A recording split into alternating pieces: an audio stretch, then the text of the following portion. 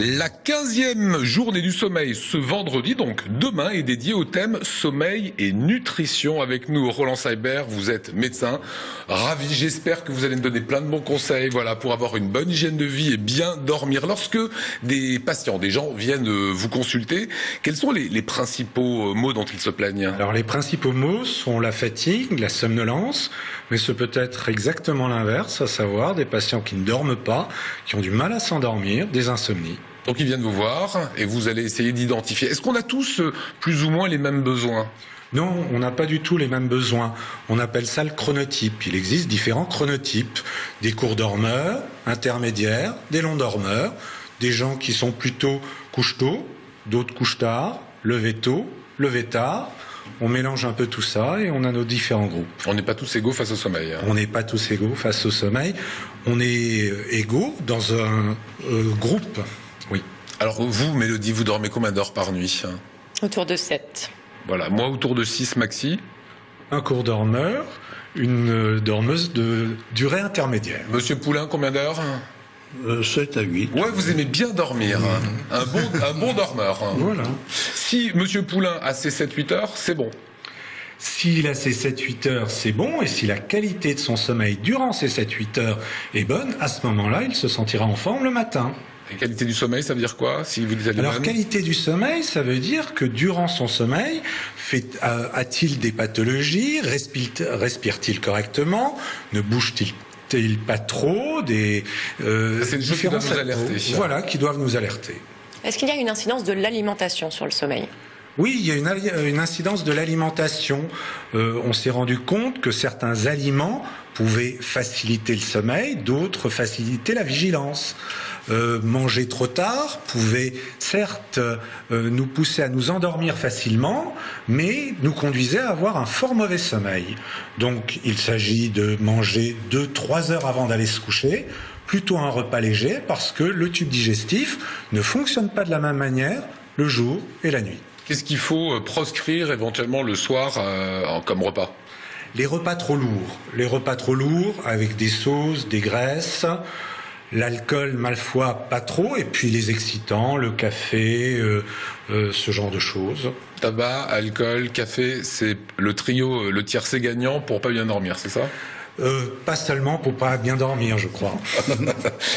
C'est quoi un bon sommeil? C'est-à-dire les phases où on va vraiment commencer à rêver, comment ça se calcule? Voilà, en fait, dans le sommeil, on a différents stades. On a ce qu'on appelle le sommeil lent léger, stade 1-2, et puis ce qu'on appelle le sommeil lent profond, stade 3. Enfin, un quatrième stade qui est le sommeil paradoxal. Alors initialement, on pensait que pendant le sommeil paradoxal, c'était la période pendant laquelle nous rêvions. Et on se rend compte aujourd'hui que peut-être ce rêve, on le fait dans les autres stades également. Ces stades se succèdent au cours de la nuit, durant environ 90 minutes. Et voilà, certains patients vont faire 4 ou 5 cycles de sommeil de 90 minutes, d'autres 7-8. Les enfants en feront encore plus. Et dans ces cycles-là, on rêve? Voilà, durant ces cycles-là, nous rêvons. Le rêve est important. L'ensemble du sommeil est une activité extrêmement importante pour la réorganisation, à la fois au niveau de notre cerveau, je veux dire, mais le sommeil aide aussi à la réparation tissulaire. Et lors des efforts physiques, par exemple, si vous n'avez pas un bon sommeil, vous n'aurez pas forcément de bonnes performances sportives. Voilà. Donc ça veut dire aussi aux jeunes qui nous regardent, il y a des périodes d'examen là, il y a le bac qui se prépare, etc. Quand on les voit se coucher extrêmement tard, se lever tôt le matin, pas bon du tout, quoi. Pas forcément bon, non. Il faut savoir respecter son cycle, son chronotype, ses heures de sommeil, de façon à pouvoir à la fois avoir une amélioration de ses capacités cognitives, mais également physiques. Quand on ronfle, est-ce que ça altère le sommeil? Alors, le ronflement... Et là, je vois Monsieur Poulain qui, d'un coup, vous regarde. En effet, le ronflement est un des symptômes d'une maladie dont on parle beaucoup, qui s'appelle le syndrome d'apnée durant le sommeil. Disons qu'il existe quelques adultes ronfleurs qui n'ont pas de pathologie. C'est relativement rare. En tout cas, s'il n'y avait qu'un seul message à passer, c'est que les enfants en période chronique, c'est-à-dire en dehors de toute infection, ne doivent pas ronfler. Les enfants. Oui, absolument, c'est extrêmement intéressant. Mais ça ronfle pas, un enfant. Ah si, il y a des enfants qui ronflent parce qu'ils ont de grosses amygdales, parce qu'ils sont la nuit à mal respirer. Et nous rencontrons en effet au laboratoire de sommeil des enfants qui viennent consulter pour des troubles du sommeil. Il suffit de leur poser une question, est-ce qu'ils ronflent? Ah oui, ça fait 6 ou 7 ans qu'ils ronflent.